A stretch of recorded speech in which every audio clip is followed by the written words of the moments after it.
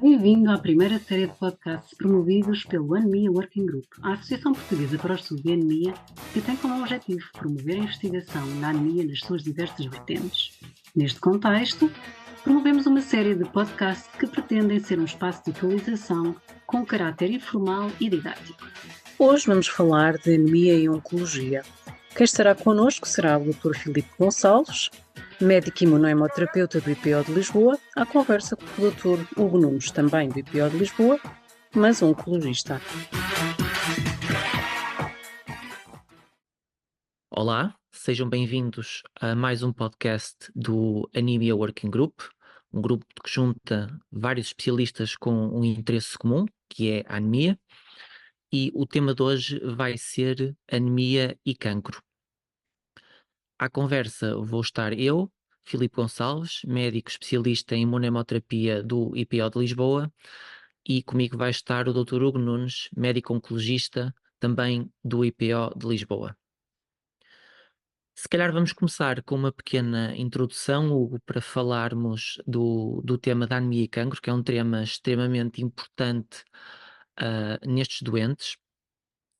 E começando se calhar pela definição de anemia, que é uma coisa que é sempre falada e que toda a gente conhece, mas que vale a pena reforçar, que quando estamos a falar de anemia, estamos a falar de uma diminuição da hemoglobina inferior a 12 gramas por decilitro nas mulheres e 13 gramas por decilitro nos homens, e podemos ainda, de uma forma mais detalhada, classificá-la como ligeira quando ela vai até aos 11 gramas por decilitro, moderada se tiver entre 8 a 10 gramas por decilitro, e anemia grave quando temos uma anemia inferior a 8 gramas por decilitro.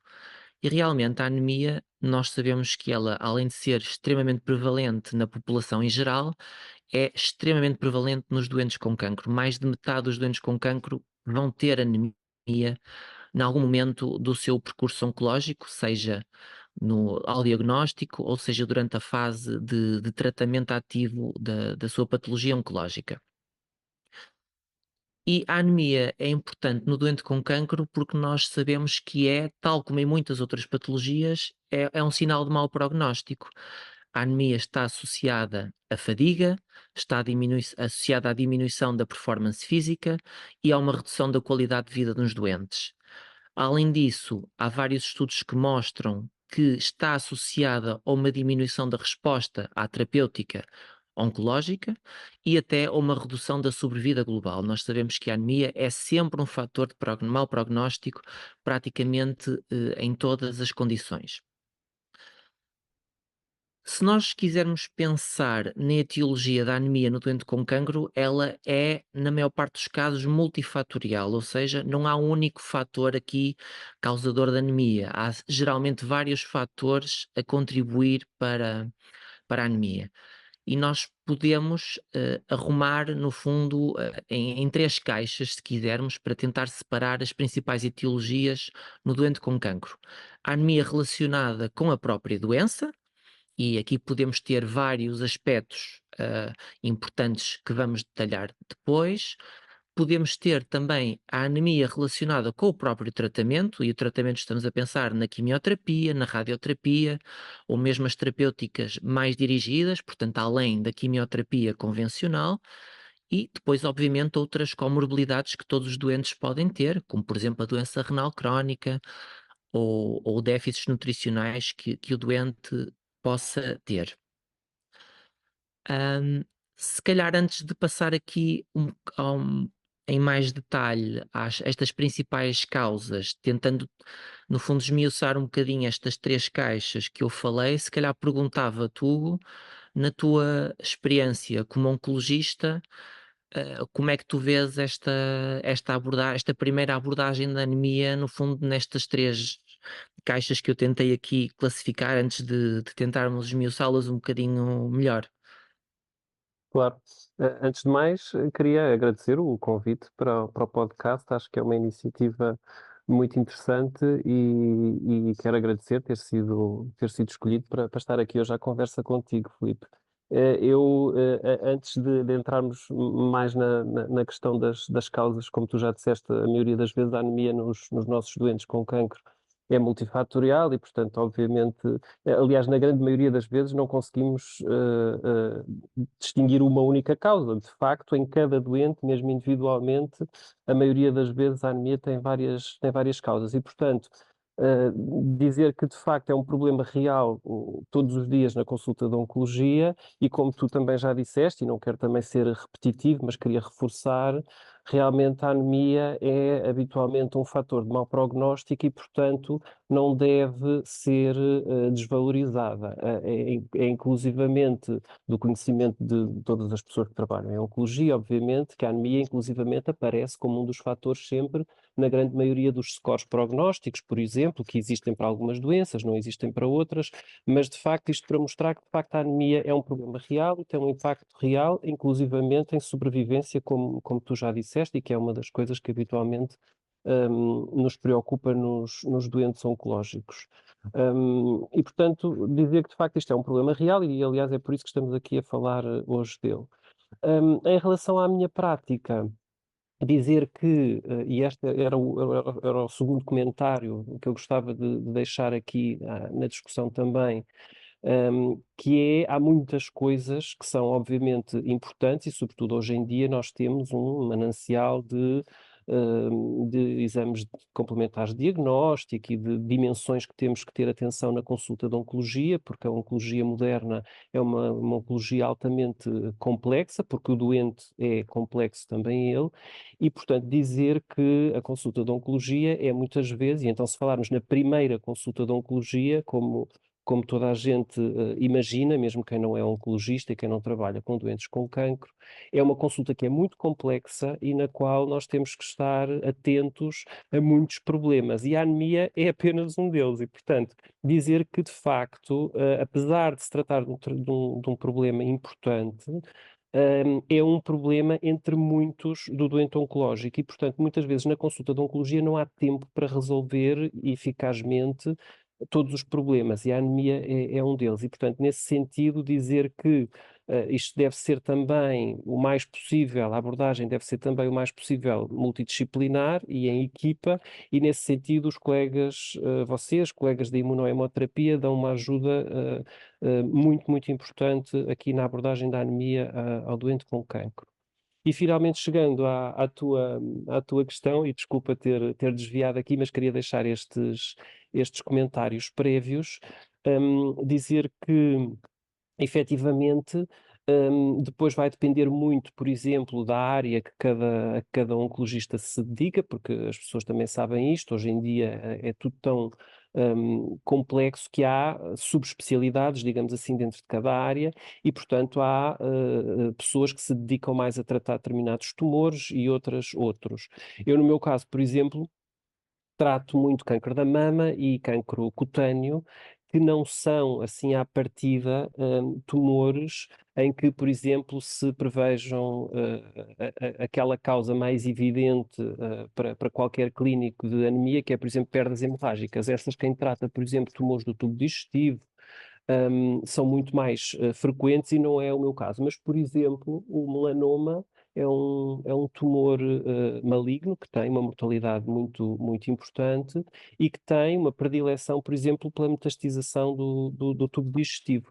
E, portanto, temos muitas vezes doentes com melanoma em que, e isto é uma mensagem, por exemplo, que nós passamos muito aos internos que estão em formação connosco, etc., que anemia, sobretudo se for uma anemia que se instala mais ou menos subitamente num doente com melanoma, pensar sempre em estudar a anemia e nomeadamente, estudar o tubo digestivo. Mas, enfim, isto era um exemplo apenas concreto para dizer que, de facto, o oncologista, e é por isso também que nós somos obrigados a ter, na verdade, uma formação muito, muito extensa em medicina interna, porque, de facto, quem trata tumores malignos está a falar de tumores que podem afetar virtualmente qualquer órgão e, portanto, podem ter expressões muito diferentes. E a anemia é apenas uma dessas expressões e, portanto, nós estamos de facto muito habituados a ver na consulta a anemia relacionada, aquela anemia crónica relacionada com a inflamação do cancro, talvez seja aquela que estamos mais habituados a ver, a par daquela ferropénica pelo déficit de ferro, como já disse, pelas perdas. E depois, isto para dizer o quê? Que há assim 2 ou 3 causas que nós estamos muito habituados a ver e a pensar nelas, mas depois certamente, também em virtude da tal complexidade que nos deixa um bocadinho assoberbados, porque temos que pensar em tanta coisa, às vezes há causas eventualmente menos frequentes que ao oncologista, escapam. E, portanto, dizer que isto é um problema que nos preocupa, mas que precisamos de ajuda. Na verdade, esta era a mensagem, porque as causas são muitas, mas os problemas também são muitos e, portanto, nós podemos não conseguir resolver tudo de uma vez. Claro, é isso mesmo. Excelente, Hugo. Tocaste em vários pontos importantes, que são agora uma ponte para nós falarmos em mais detalhe aqui de algumas das principais causas da anemia. Falaste na anemia da doença crónica. É verdade, a anemia da doença crónica é provavelmente o tipo de anemia que vai acompanhar o doente ao longo de todo o seu percurso oncológico, não é? Desde o diagnóstico, durante o tratamento, até pelo menos que entre em remissão da sua doença, não é? Porque de facto estes doentes vão ter associados ao cancro, como têm associados a muitas outras patologias, um estado pró-inflamatório, não é? E este estado pró-inflamatório, não é, que caracteriza uma anemia de doença crónica, vai se traduzir na produção de citocinas pró-inflamatórias que vão de facto ter algumas consequências que vão contribuir para a anemia, nomeadamente vão reduzir a disponibilidade do ferro que existe no organismo para a produção de glóbulos vermelhos. Isto vai levar à supressão das células progenitoras dos glóbulos vermelhos na medula óssea e, por outro lado, vão também causar uma redução da produção de eritropoetina renal, que nós sabemos que é o principal estimulador à produção de glóbulos vermelhos na medula óssea. Portanto, logo por aqui percebemos que só com este componente de anemia de doença crónica, estes doentes têm uma anemia de instalação progressiva. Por outro lado, nós podemos ter também outras causas relacionadas com o próprio cancro. Nomeadamente, falaste da anemia ferropénica. Sem dúvida que a anemia ferropénica é uma das etiologias mais frequentes na população em geral e nos doentes com cancro, sobretudo naqueles doentes, como tu disseste, que têm tumores digestivos ou tumores ginecológicos, são aqueles tumores que se associam a mais perdas hemorrágicas. Portanto, evidentemente que estes doentes vão ter ferropénia, vão ter anemia em consequência dessa ferropénia, sem dúvida. Muitas vezes estes doentes com tumores do tubo digestivo podem também ter outros déficits. Portanto, a anemia carencial muitas vezes não é só ferropénica, é uma anemia que nós chamamos carencial mista, portanto, muitas vezes com déficits associados de vitamina B12, de folato, ou porque há distúrbios de absorção associados a estes tumores, ou porque o doente eventualmente também vai ser operado e fica com alterações do tubo digestivo que vão motivar alguns distúrbios de absorção. Portanto, a anemia nem sempre é só ferropénica, portanto, a anemia muitas vezes é carencial mista, e isto é importante. Por outro lado, muitas vezes pode haver também, em cancros que estão já num estadio muito avançado, pode haver uma extensão tal do cancro que ele, no fundo, infiltra a medula óssea, não é? Que é a fábrica do sangue e, portanto, que pode por si só também contribuir para a anemia. Por outro lado, e além das perdas hemorrágicas, temos uma causa se calhar menos frequente, mas que seria a destruição periférica dos glóbulos vermelhos associadas à hemólise. Isto não é tão frequente nas doenças, enfim, nos tumores sólidos. Isto é mais frequente nos tumores, nas neoplasias hematológicas, mas, por exemplo, associado a fármacos, pode também acontecer durante o tratamento em doentes com tumores sólidos. Além deste tipo de anemia relacionada com o próprio cancro, como nós tínhamos falado, temos depois a própria anemia induzida pela quimio ou pela quimio e a radioterapia, não é? A maior parte dos doentes, muitos doentes fazem ainda quimioterapia convencional, que é a mielossupressora, e portanto praticamente 90% dos doentes vão ter anemia associada à quimioterapia, além de, obviamente, depois poderem ter outras citopénias, como por exemplo leucopenia, trombocitopenia. Portanto, não só a anemia, muitas vezes tem outras citopénias que também nos obrigam a tomar outras atitudes. E depois temos a secção das outras etiologias, não é? Os doentes muitas vezes têm outras comorbilidades, temos muitos doentes hipertensos, muitos doentes com diabetes e, portanto, muitos doentes também já nos chegam com uma doença renal crónica que nós sabemos que, sobretudo em estadios mais avançados, só por si só também está associada à anemia e, portanto, por si só pode ser também um fator aqui a contribuir para o desenvolvimento desta anemia multifatorial no doente com cancro. Eu gostava agora de falar um bocadinho de como é que fazemos a abordagem do diagnóstico nestes doentes, não é? Portanto, os doentes vão ter anemia, geralmente a forma como nós identificamos é através de um hemograma, não é? Que o doente vai ter de facto uma hemoglobina inferior ao valor de referência. E eu queria te perguntar, Hugo, como é que tu na tua consulta fazes a abordagem da anemia nos teus doentes? Claro. Aliás, eu aproveitava até para completar ainda aquilo que estávamos a dizer, porque acho que quando diagnosticamos uma anemia, e enfim, para qualquer médico, é relativamente simples diagnosticar uma anemia, não é? Basta pedir um hemograma e já temos imensa informação no hemograma. Mas acho que ainda antes do hemograma, obviamente, nós falamos com os doentes e observamos os doentes e, portanto, os sinais de anemia são clássicos e não vou estar aqui a discorrer sobre isso, mas enfim, dizer que a história clínica e o exame objetivo só por si já são muito informativos. E depois, obviamente, na minha consulta, a história clínica passa muito por aquilo que eu já sei que o doente está a fazer, nomeadamente os tratamentos oncológicos, como tu disseste e bem, porque eu penso que muitas vezes pode ser surpreendente sobretudo para os doentes, porque acham sempre, mas doutor, porque é que eu tenho anemia, não é? E ficam sempre muito preocupados, e o que é que eu posso fazer para tratar a anemia? Posso comer melhor, etc. Já vamos ao tratamento, mas dizer que, efetivamente, os tratamentos são uma causa muito importante de anemia nos doentes oncológicos, e não só a quimioterapia, como tu disseste e bem, e que é uma arma clássica que nós temos contra o cancro, e que é, apesar de tudo, é a arma mais velhinha que nós temos, mas porque ainda trata muito, muito cancro, e ainda tem benefícios em sobrevivência em muitos tumores, etc. E, portanto, não deve ser menosprezada, mas tem efetivamente mais efeitos secundários do que outras terapêuticas mais recentes. Mas, isto para chegar aonde? Há outras terapêuticas relativamente inovadoras, diria assim, que também têm a hematotoxicidade e, portanto, não esquecer que não é só a quimioterapia, nem só a radioterapia que têm este tipo de efeitos. Eu estou-me a lembrar, por exemplo, de medicamentos como os inibidores da PARP, que são medicamentos hoje em dia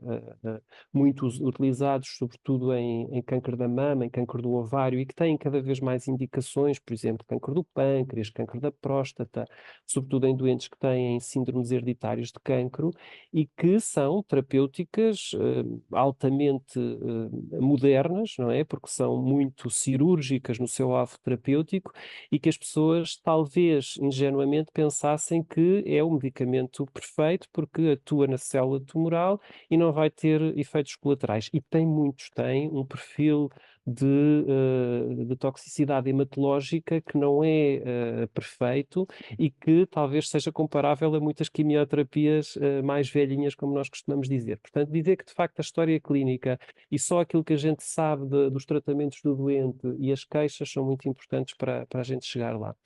Mas chegando à tua pergunta, como disse, hemograma, sobretudo doentes oncológicos que estão a fazer tratamento, nós temos quase de mês a mês, e portanto um hemograma é uma ferramenta relativamente simples para chegarmos ao diagnóstico da anemia, e quando nos apercebemos que um doente tem anemia, obviamente, não chega o hemograma, embora, como disse, o hemograma tem já muita informação útil. Mas no meu caso, e isto agora é um bocado a experiência pessoal, mas que eu acredito que seja relativamente sobreponível à da maioria dos meus colegas, o que a gente faz é um estudo mínimo da anemia. E eu digo mínimo porque, eventualmente, como disse já várias vezes, não me quero repetir, na consulta de oncologia muitas vezes temos tantas questões para resolver que podemos não ser muito detalhados no estudo desta anemia, e é por isso que contamos com a ajuda dos colegas da imunohemoterapia. Mas eu diria um hemograma, estudar eventualmente também a coagulação, já agora, para também eventualmente despistar problemas nesse campo, mas se não for um doente com perdas hemorrágicas, não é o mais importante, e depois estudar sobretudo a cinética do ferro, com os parâmetros habituais, sobretudo da ferritina, a saturação da transferrina, o ferro sérico e os reticulócitos, para além, obviamente, dos parâmetros que o hemograma já nos dá, nomeadamente o VGM, que é uma coisa que nós talvez seja, por vezes, tendo em conta a intensidade das consultas, como disse, que passem um bocadinho ao lado, e aí eu reconheço que muitas vezes, provavelmente na consulta de oncologia, muitos colegas, e eu próprio, não estou aqui a dizer que não acontece comigo também, pode eventualmente passar ao lado, mas o mínimo é diagnosticar, é saber se o doente tem ou não tem anemia, e se tiver, fazer este estudo mínimo para depois poder discernir minimamente sobre as causas e conseguir falar com os colegas da especialidade, neste caso vocês da imunohemoterapia. Excelente. Queria só fazer aqui alguns comentários relativamente ao que disseste. Eu concordo com tudo. O hemograma já é uma análise extremamente informativa, mas queria só dar aqui alguns detalhes, porque de facto há algumas particularidades do doente oncológico. A anemia ferropénica é uma anemia que caracteristicamente é uma anemia microcítica e hipocrómica, não é? Portanto, que dá glóbulos vermelhos pequenos, descorados, com volume globular médio baixo, não é? Mas de facto, a verdade é que nós nos doentes com cancro, uma anemia multifatorial, nós nem sempre vemos isso. E é muito frequente nós termos doentes com anemia ferropénica no doente com cancro, que se apresentam com anemias normocíticas, normocrómicas, ou até, muitas vezes, com macrocitose, o que às vezes até está associado com as próprias terapêuticas, com a própria quimioterapia ou os fármacos que o doente está a fazer. Portanto, aquela típica anemia microcítica hipocrómica, se não for uma ferropénia absoluta, sem outros fatores intervenientes, pode não ser a forma de apresentação. Portanto, dar esta nuance que no doente oncológico de facto se pode verificar. Eu concordo também com os parâmetros da cinética de ferro que falaste. Sem dúvida, uma ferritina, uma saturação de transferrina, uma proteína C reativa, que é importante para nós valorizarmos ou não a ferritina, não é? Porque é um espelho do estado inflamatório do doente, não é? Isso para nós é muito importante. O ferro sérico não é tão importante hoje em dia. Eu acho que o ferro sérico não é tão informativo quanto isso. Portanto, nós na prática acabamos depois por não usar tanto. Portanto, o fundamental é mesmo ferritina, saturação da transferrina, uma PCR, e obviamente um doseamento de vitamina B12 e ácido fólico, muitas vezes são também fatores contribuintes para a anemia nestes doentes. Falaste também nos reticulócitos. Os reticulócitos é muito importante e é algo que eu acho que vale a pena chamar a atenção, porque frequentemente não são pedidos. São muito fáceis de fazer em termos de trabalho laboratorial, não dá mais trabalho ao laboratório, e de facto os reticulócitos podem ser extremamente informativos, porque os reticulócitos são as células, no fundo, em termos de maturidade anteriores ao glóbulo vermelho maduro, e portanto vão-nos dar uma informação sobre a resposta da medula óssea à anemia. E, portanto, o que nós estamos à espera numa anemia carencial, nomeadamente uma anemia ferropénica, é termos uns reticulócitos baixos. E, sobretudo, se for uma verdadeira anemia ferropénica, quase sempre ela vai se acompanhar de reticulocitopenia, portanto, reticulócitos baixos. E, portanto, essa informação é logo importante. Já, por exemplo, quando estamos na presença de uma hemólise, habitualmente, se não houver carência de ferro, o que nós vamos ter é uma reticulocitose. Portanto, isso dá-nos de facto um espelho daquilo que é a resposta da medula, e é muito importante para apontar aquilo que é a etiologia da anemia quando nós a estamos a investigar, e dá muitas pistas no diagnóstico. Depois, outro parâmetro muito importante nos reticulócitos, que também nem sempre é olhado, é a concentração da hemoglobina reticulocitária. É um parâmetro que se associa de forma muito clara à ferropénia. Nós sabemos que uma concentração de hemoglobina reticulocitária inferior a 28 gramas por decilitro é quase sempre sinónimo de ferropénia. Portanto, estás a ver a informação que os reticulócitos de facto nos podem dar, e de facto são pouco requisitados. Isto não é só no doente oncológico, é na prática clínica geral. Eu penso que os reticulócitos são sempre um parâmetro que é pouco requisitado, mas de facto vale a pena pedir, é fácil de fazer e de facto dá-nos muita informação. Hum, e relativamente a esta abordagem da anemia e da anemia ferropénica, como estávamos a falar, eu acho também é aqui importante nós distinguirmos dois tipos de ferropénia que nós podemos ter nos doentes, e no doente com cancro também, que são a ferropénia absoluta e a ferropénia funcional. Ou seja, a ferropénia absoluta, estamos a falar daqueles doentes, normalmente aqueles doentes que têm tumores digestivos ou ginecológicos, com muitas perdas hemorrágicas, que de facto depletaram as suas reservas de ferro completamente, e, portanto, vão ter uma ferritina baixa, inferior geralmente a 30 nanogramas por mililitro, com uma saturação de transferrina também baixa. Isto são os doentes que têm uma ferropénia absoluta. Mas, como eu disse, os doentes com cancro muitas vezes têm de facto este estado pró-inflamatório mais exuberante, e há doentes que têm este estado, depois depende da atividade tumoral, do tipo de tumor, mas há doentes que têm este componente pró-inflamatório muito acentuado. E estes doentes geralmente vão ter uma ferritina que se vai apresentar com valores normais ou até muito elevados. Os doentes podem ter ferritinas extremamente elevadas, mas com uma saturação de transferrina baixa, e saturação de transferrina baixa é inferior a 20%. E, de facto, estes doentes, embora não tenham depleção, não, ou melhor, embora aparentemente tenham as reservas de ferro adequadas, porque têm uma ferritina que está falsamente elevada, na verdade, os doentes não vão ser capazes de mobilizar estas reservas para fora do sistema retículo endotelial, e estas reservas não vão poder ser utilizadas para a produção de glóbulos vermelhos por causa deste estado pró-inflamatório, que há a ativação de uma proteína, que é a epsidina, que no fundo vai bloquear o transporte do ferro, e portanto isto vai impedir que a medula óssea utilize o ferro para a produção de glóbulos vermelhos. E isto é importante perceber que há estes dois tipos de ferropénia, porque tanto uma como outra devem ser tratadas. Falaste também da parte da investigação diagnóstica destes doentes, e eu queria só fazer aqui um parênteses também em relação a isso. É verdade que muitos destes doentes vão ter uma ferropénia absoluta, ou porque têm tumores do tubo digestivo ou tumores ginecológicos, portanto, tem uma causa que é evidente, mas muitos doentes, e tu deste, por exemplo, o caso da tua prática em que tens doentes com cancro da mama, as doentes com cancro da mama não são doentes que frequentemente tenham perdas hemorrágicas associadas ao seu tumor, mas muitas vezes apresentam-se com anemia ferropénia e com ferropénias absolutas.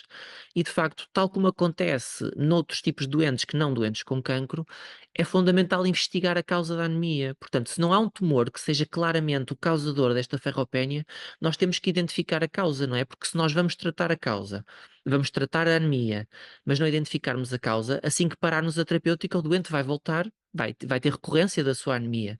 E, portanto, fundamental pensar nas causas mais frequentes, não é? E, sobretudo, o estudo do tubo digestivo com exames endoscópicos, colonoscopia e ou endoscopia alta, portanto, os distúrbios de absorção gastrointestinal são de longe a causa mais frequente da anemia ferropénica, e no caso das senhoras em idade fértil, pedir uma observação ginecológica, porque em muitos casos há causas também ginecológicas, como sejam miomas, como seja outro tipo de patologia ginecológica que uh, podem ser de facto uma causa de anemia nestas senhoras. E, portanto, fundamental investigar a causa, identificá-la, porque se nós não corrigirmos a causa, a anemia ferropénica vai seguramente recidivar.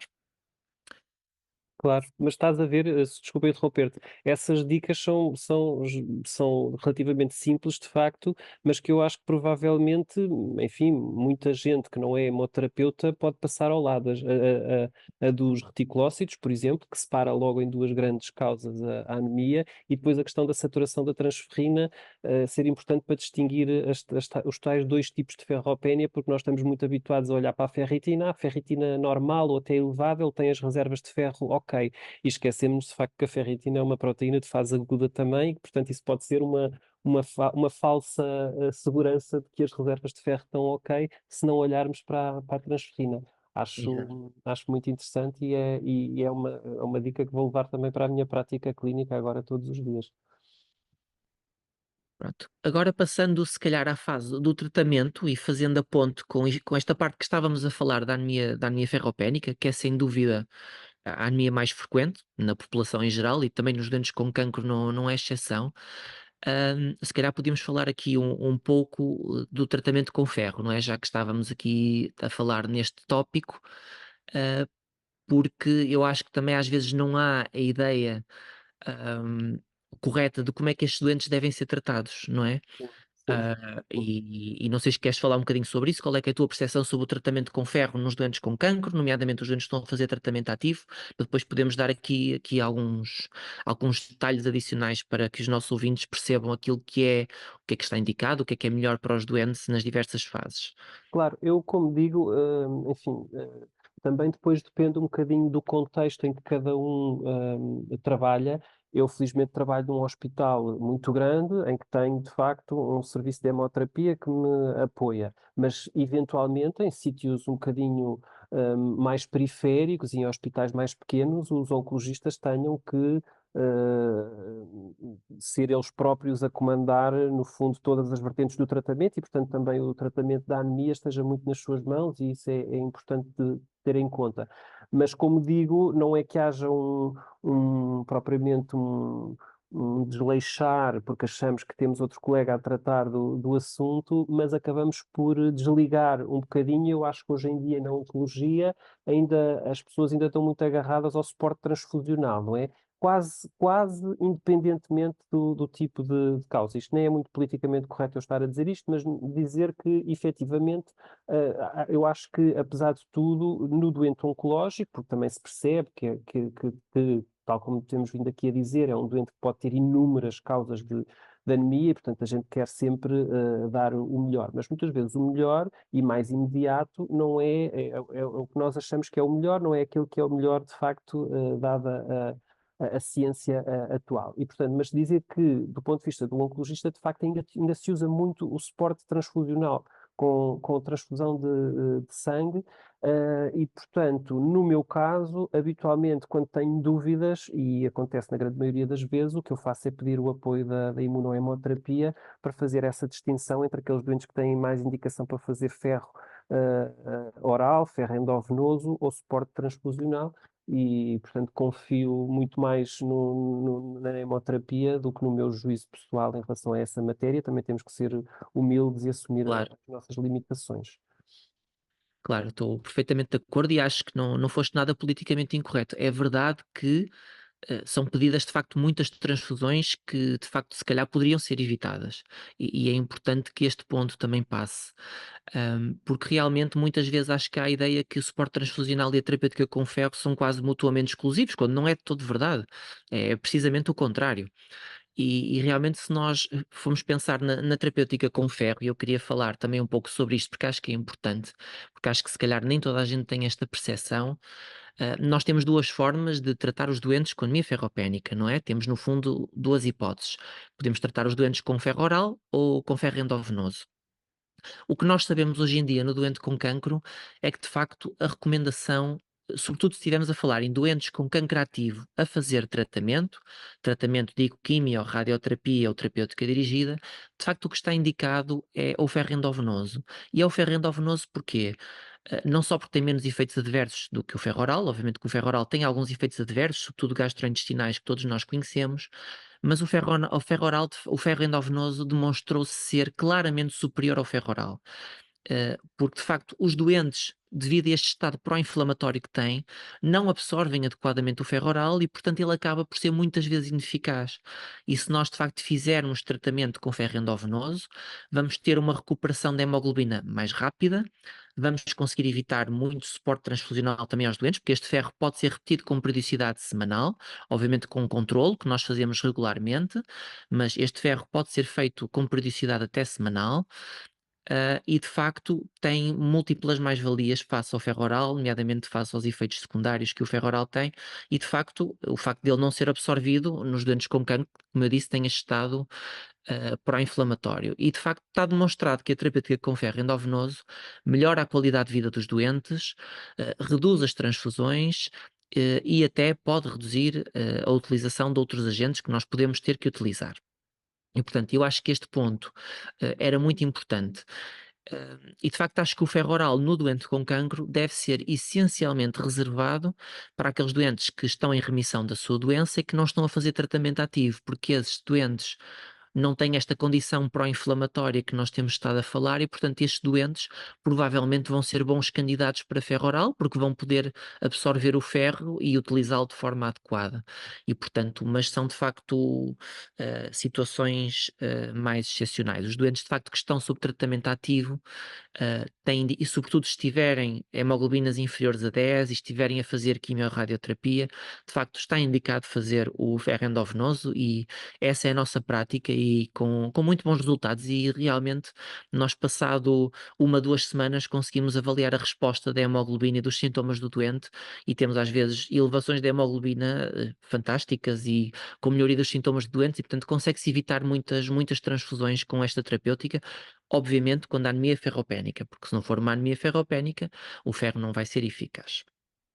Claro, é evidente. E eu imagino que poupar transfusões não seja uma coisa de sumenos importância, não é? Porque imagino que haja É, falta de sangue em claro, Portugal, como em muitos sítios do mundo, e portanto é um bem que deve claro. ser Reduzir o utilizado suporte racionalmente. transfusional, e nós já vamos depois falar um bocadinho mais também sobre isso, se calhar mais em detalhe, mas as transfusões de concentrados de eritrócitos são bens escassos, que dependem do número de dadores regulares e dadores saudáveis que nós temos, e nós sabemos que cada vez mais temos um problema, que é um problema a nível mundial, de reter dadores, e temos muita falta de dadores cada vez mais jovens, e de facto os componentes que nós temos de facto para transfundir são limitados, e passamos por situações de carência mais ou menos periódica, que é mais ou menos flutuante, mas de facto nós devemos reservar a transfusão de concentrado de eritrócitos para aqueles doentes que realmente precisam, até porque a transfusão tem efeitos secundários que nós conhecemos, e podemos falar também um bocadinho deles, mais aqui já para o final, precisamente para dar a ideia que deve ser a última linha no tratamento destes doentes. Mas eu antes queria, se calhar, desafiar-te para falarmos aqui de um tema que é um tema algo polémico, mas que tem ganho algum terreno nos doentes com cancro, que é, tal como acontece noutras patologias, como por exemplo a doença renal crónica ou algumas neoplasias hematológicas, como os síndromes mielodisplásicos, onde estes agentes já são utilizados há muitos anos, com bons resultados. Os agentes estimuladores da eritropoiese, que recentemente parece que ganharam alguma importância no doente com cancro, e queria perguntar qual é a percepção que tu tens e qual é a tua experiência da aplicação destes agentes nos doentes com anemia e cancro. Pois, essa é uma excelente questão. Se me perguntares diretamente a minha experiência, de facto, a minha experiência não é muita.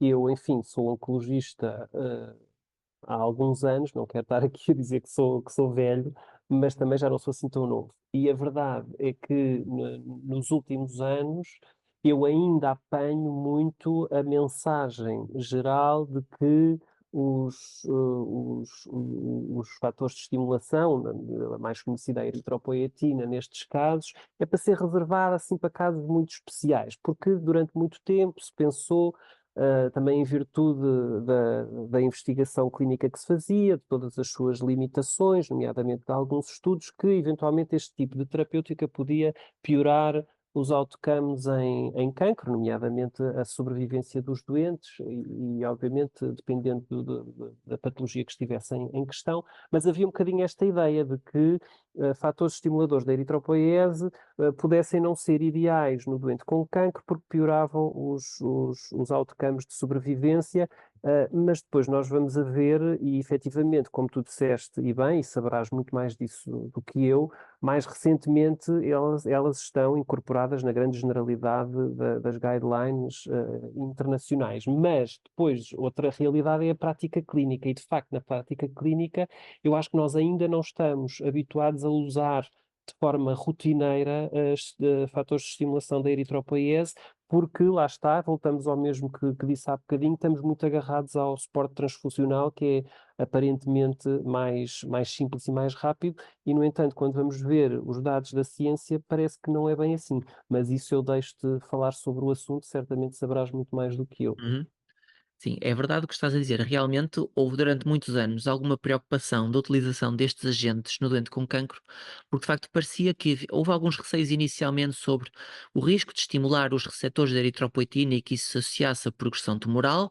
Na verdade, isso que pareceu ser evidente em alguns modelos animais nunca se conseguiu confirmar a nível de humano, portanto não há nenhuma evidência que isso aconteça. E outra preocupação foi, de facto, algum aumento da mortalidade, que parece que em alguns estudos se associou à utilização destes agentes. Mas, de facto, quando nós vamos a ver os estudos, o que nós percebemos é que nestes estudos, no fundo, não havia um controle da hemoglobina. Portanto, fazia-se agentes estimuladores da eritropoiese, para valores de hemoglobina que chegavam a ser de 15, 16, 17 gramas por decilitro, e como é fácil compreender, estes doentes podiam ter, chegavam muitos deles a ter uma potencial poliglobulia, portanto podiam ter um aumento, hiperviscosidade, e portanto ter aqui algum de facto impacto na mortalidade que se compreende. Por isso é que na verdade as guidelines mais recentes recomendam nós sermos mais restritivos na aplicação destes agentes. Nós sabemos que estes agentes, de facto, melhoram a qualidade de vida dos doentes, melhoram os sintomas de fadiga e os sintomas da anemia, as tonturas, as cefaleias, as alterações da marcha, o cansaço. Sabemos que tudo isso pode melhorar com estes agentes estimuladores da eritropoiese. Aliás, nós temos muita experiência em utilizá-los em doentes que são testemunhas de Jeová, portanto, doentes que não aceitam receber transfusões de sangue e hemoderivados, e para os quais, de facto, muitos destes doentes vão ser operados, vão fazer estes tratamentos, e, portanto, nós não temos muitas alternativas à transfusão, não é, nestes doentes. Portanto, se eles não tiverem anemia ferropénica, se tiverem anemia ferropénica, podemos corrigir a anemia, não é, com o ferro endovenoso, mas depois ficamos relativamente limitados porque não os podemos transfundir, nomeadamente num contexto cirúrgico em que haja alguma complicação. E, portanto, nós temos muita experiência em utilizar estes agentes, de facto, nos doentes que recusam por motivos religiosos ou por outros receber transfusões de sangue, e, de facto, nós temos uma experiência de bons resultados nestes doentes. E, na verdade, as recomendações mais recentes da Sociedade Europeia de Oncologia recomendam que todos aqueles doentes que estão a fazer quimio ou quimio e radioterapia e que tenham uma hemoglobina inferior a 10 gramas por decilitro são candidatos a fazer um trial com estes agentes estimuladores de eritropoiese. E isto são guidelines que foram publicadas, salvo erro, em 2018. Se nós formos olhar para as guidelines americanas, de facto, eles ainda estão um bocadinho agarrados a esses estudos mais antigos, portanto, são mais restritivos e consideram que estes agentes devem sim ser usados, mas limitam a aplicação destes agentes a doentes que estão sob terapêutica paliativa, ou seja, doentes, portanto, que não estão com um intuito curativo. Mas, não, enfim, nós estamos na Europa e, de uma forma geral, seguimos as guidelines europeias e, de facto, as guidelines europeias recomendam utilizar estes agentes. Queria só dar aqui um alerta que o que está recomendado são doses bastante baixas, portanto, o que está recomendado é darmos a dose mais baixa, ok? Através de injeção subcutânea, geralmente. É indiferente qual é a formulação de agente, há vários análogos da eritropoetina que podemos escolher, eles são mais ou menos semelhantes entre si, portanto, não há nenhuma preferência em relação ao outro. O que se recomenda é começar com uma dose de baixa, uma vez por semana, e às 4 semanas avaliar a resposta, porque geralmente estes fármacos demoram pelo menos um mês até termos uma resposta. E de facto, se às 4 ou 4, 8 semanas, às vezes podemos dar 2 meses, se de facto ao primeiro ou ao segundo mês não há resposta, não se recomenda escalar a dose. Portanto, nós sabemos que escalar a dose tem riscos e, portanto, se não há resposta, a evidência também é que estes doentes geralmente não respondem e, portanto, fizemos um trial, não respondeu, não se escala a dose e, portanto, são estas as recomendações da Sociedade Europeia de Oncologia, a ESMO. O alvo de hemoglobina nestes doentes deve ser entre os 10 e os 12 gramas por decilitro. Portanto, o que se recomenda é não ir além dos 12 gramas, porque de facto, acima dos 12 gramas é que parece haver um aumento de mortalidade. Depois, relativamente também aqui à preocupação com alguns efeitos secundários destes agentes, nós sabemos que o risco tromboembólico é um risco potencial dos agentes estimuladores da eritropoiese, mas é preciso dizer que o doente com cancro já tem múltiplos fatores de risco para ter um tromboembolismo venoso, como nós sabemos, e portanto nomeadamente várias terapêuticas, não só o tipo de tumor, mas várias terapêuticas que o doente faz. Portanto, isto no fundo é mais um concorrente, não é? Como fator de risco adicional para o doente ter um evento tromboembólico. Não deve ser de forma nenhuma um motivo que nos leve a pensar, não vamos prescrever um anal de eritropoetina neste doente. Não, é preciso contextualizar o doente, ver se é um doente de facto tem ou não fatores de risco, porque muitas vezes há esta preocupação e o doente já teve uma trombose, não pode fazer. Quer dizer, é preciso perceber o contexto do doente e perceber de facto que é mais um fator de risco que temos em ter em conta, mas não é necessariamente um fator que seja fator de exclusão. Tal como, por exemplo, o risco de hipertensão associado a estes agentes, sobretudo quando almejamos hemoglobinas muito altas, é um risco também que, que temos de ter sempre em consideração relativamente a estes agentes. E, por fim, temos, de facto, como a terapêutica de última linha, o suporte transfusional, que tu já falaste.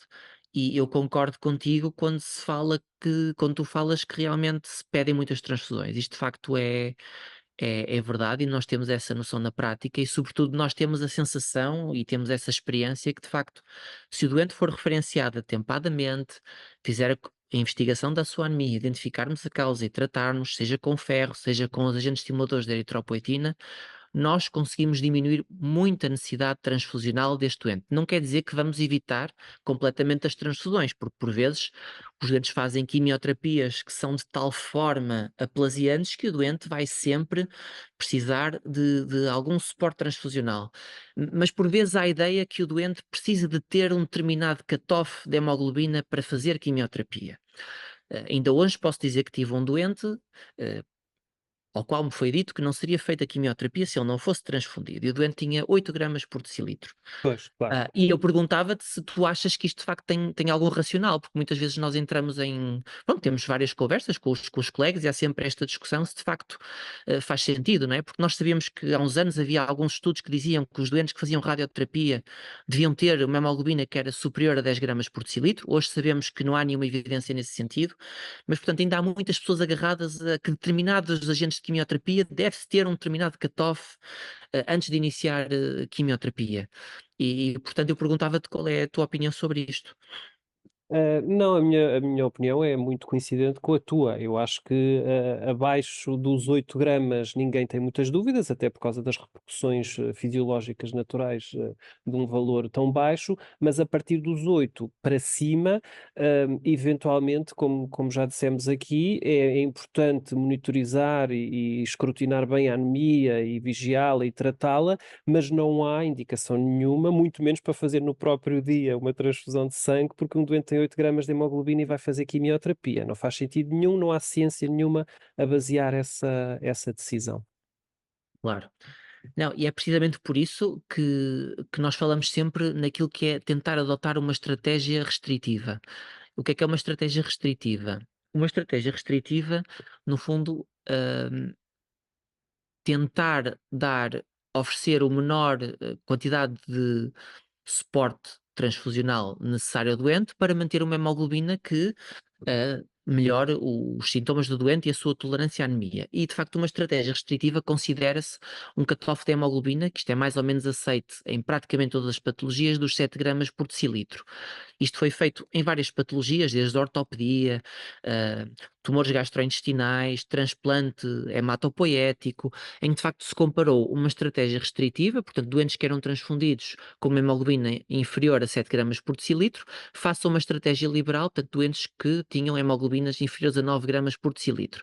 E de facto, nestas várias patologias, aquilo que se demonstrou é que de facto esta estratégia restritiva foi não inferior a uma estratégia liberal, ou seja, não houve aumento de mortalidade nestes doentes para os quais for adotada uma estratégia restritiva. E, portanto, eu diria que com base nesta evidência, portanto, nós de facto sabemos que uma estratégia restritiva reduz a mortalidade hospitalar, o risco de hemorragias, de síndromes coronários agudos, de embolia pulmonar, até de infecções, portanto, isto está muito bem documentado em vários estudos.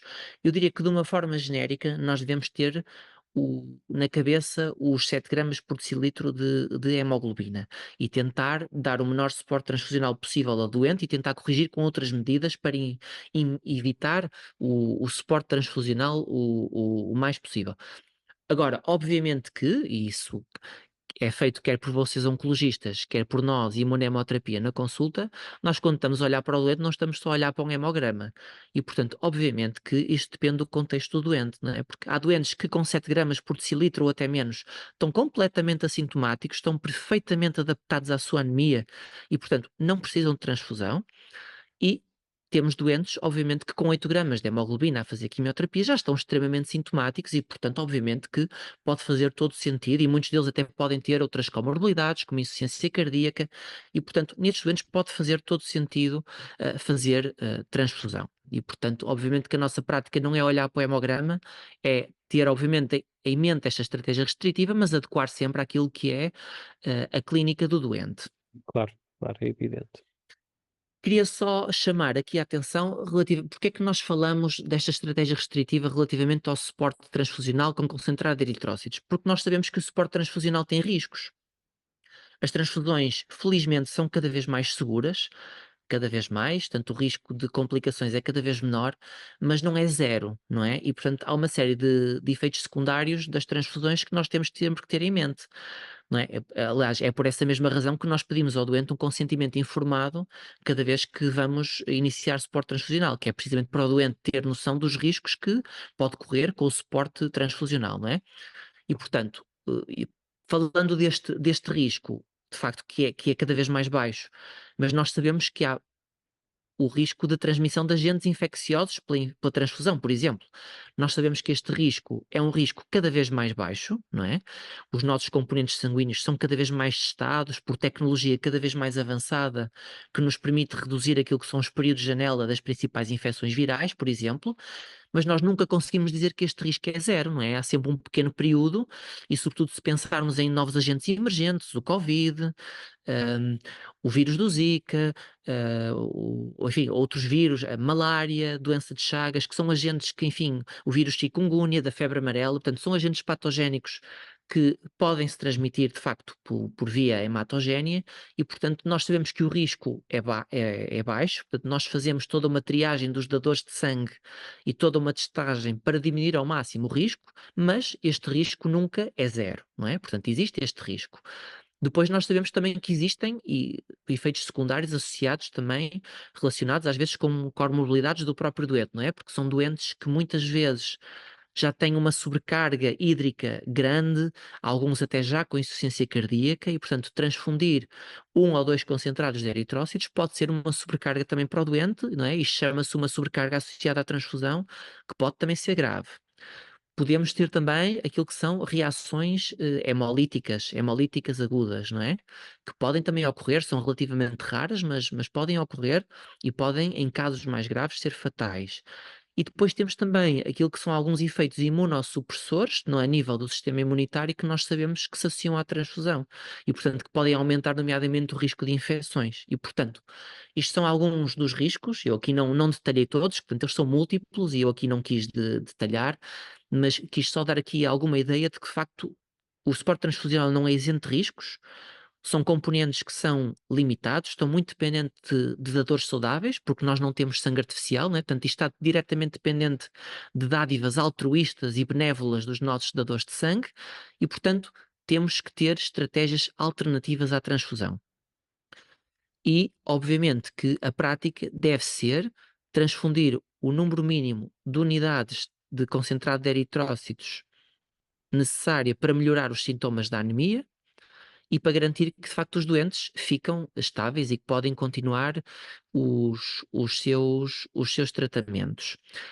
Dizer também que a nível, por exemplo, cirúrgico, nós temos também algumas estratégias que podemos usar para diminuir a necessidade do recurso às transfusões, como por exemplo estratégias de autotransfusão, que são relativamente pouco utilizadas hoje em dia, porque na maior parte dos casos não são custo-efetivas, mas são de facto alternativas, nomeadamente a recuperação de sangue intraoperatória com a utilização de alguns aparelhos é possível de ser feito, embora no contexto do doente com cancro tenha algumas particularidades, porque implica por exemplo, fazer uma filtragem das células neoplásicas para que o doente não seja transfundido com células malignas. Portanto, tem uma série de particularidades que é preciso ter em conta, mas é possível também ter algumas estratégias de recuperação de sangue intraoperatório, nomeadamente em doentes que não aceitam receber transfusões, para evitar precisamente que seja necessário recorrer à transfusão de sangue. E, portanto, há uma série de estratégias que nós podemos adotar e todas elas em conjunto vão certamente ah, ajudar a que o doente não precise de tanto suporte transfusional, que, como eu digo, nunca será zero, porque muitas vezes os doentes têm muita toxicidade associada aos seus tratamentos e vão precisar de transfusão para poder continuar os seus tratamentos. Não sei se concordas com o que eu estou a dizer ou se queres Sim, acrescentar sim, alguma coisa. absolutamente. Aliás, eu faria se calhar um comentário final, que realmente acho que tu tocaste em vários pontos. Um deles é, obviamente, sempre a discussão caso a caso, porque os doentes são todos diferentes, há guidelines, há protocolos, etc., mas os doentes são todos diferentes. E depois temos que nos basear naquilo que é a evidência científica. E já agora, enquadrar, já que estamos aqui a falar hoje especificamente do contexto da oncologia, a oncologia hoje em dia é cada vez mais multidisciplinar e, portanto, eu acho que o mais importante é nós falarmos uns com os outros e as especialidades falarem e discutirem os doentes uns com os outros, nomeadamente até em questões, e já que estamos a falar de suporte transfusional, o suporte transfusional no doente que está a fazer tratamento ativo, etc., tem todas essas questões que são importantes, mas também discutir as situações do suporte transfusional, por exemplo, em doentes em cuidados paliativos, inclusivamente alguns quase em fim de vida, e que é muito importante incluir o imunohemoterapeuta na Claro. discussão dos cuidadores mais diretos, se quisermos dizer assim, que são quem está, por exemplo, num internamento de cuidados paliativos ou num internamento de oncologia. Eu sei que não é esse o ponto hoje aqui, queria só deixar esta nota que de facto acho que é importante a abordagem multidisciplinar e incluir a hemoterapia é muito importante nos cuidados ao doente oncológico. Concordo plenamente, Hugo, e tocaste num ponto ótimo e importantíssimo, até porque já há um podcast disponível sobre anemia em cuidados paliativos, portanto os nossos ouvintes podem ouvir um podcast a seguir Pronto, precisamente sobre o tratamento da tocam-se. anemia em doentes com cuidados paliativos. Esse podcast já está disponível, portanto, perfeito. Nós aqui não tocamos nesse ponto, que obviamente os cuidados paliativos têm aqui uma relação muito próxima com o doente oncológico e, portanto, é um tema super pertinente e que nós não tocamos precisamente porque já existia um podcast dedicado a isso. Sem dúvida que a multidisciplinaridade, como tu disseste, é crucial para conseguirmos de facto tratar bem os nossos doentes, não só com anemia, mas com todos os problemas que o doente oncológico tem, que, como tu disseste, é extremamente complexo.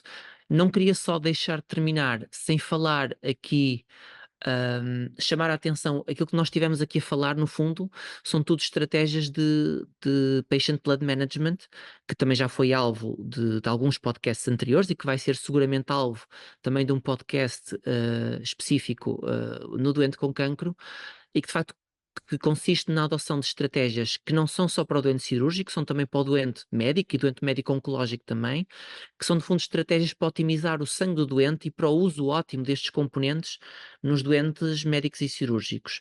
E estes componentes do Patient Blood Management assentam em 3 pilares que eu acho que nós falamos ao longo aqui da nossa conversa. O primeiro pilar, que é a otimização da eritropoiese, e nós falamos como é que isso podia ser feito. O segundo pilar, que é a minimização das perdas sanguíneas, falamos também, nomeadamente em contexto cirúrgico, mas não só, as perdas hemorrágicas que o doente tem, também associadas ao seu tumor, fora do contexto cirúrgico, portanto no contexto médico. E o terceiro pilar, que no fundo é aumentar a tolerância fisiológica da anemia, portanto de que forma é que nós vamos garantir que o doente, de facto, conseguimos otimizá-lo, melhorar a sua tolerância à anemia e evitar o máximo possível, ou guardar apenas, reservar o suporte transfusional para os casos estritamente necessários. E de facto é através destas estratégias de patient blood management que de facto nós vamos conseguir tratar melhor os nossos doentes e em última análise, embora não seja esse o objetivo só do PBM, reduzir também o recurso ao suporte transfusional, que de facto é um bem muito, muito escasso cada vez mais e que temos que selecionar muito bem a que doentes é que os vamos dar, porque de facto os componentes escasseiam e é um problema que nós temos a nível mundial. Portanto, Hugo, eu acho que nós tocamos na nossa conversa nos pontos principais no doente com cancro. Resta-me agradecer teres tido, foi um gosto ter esta conversa contigo, agradecer ao grupo do Anemia Working Group pelo convite para fazermos este podcast de anemia e cancro. Espero que os nossos ouvintes gostem do podcast e até uma próxima oportunidade. Obrigado. Esperamos que tenha gostado deste podcast que o Anemia Working Group preparou para si e assim o partilhe com colegas e amigos. Voltaremos em breve com mais um Anemia Podcast e gostaríamos de contar consigo desse lado. Fique atento, siga-nos no Facebook ou no LinkedIn. Até breve!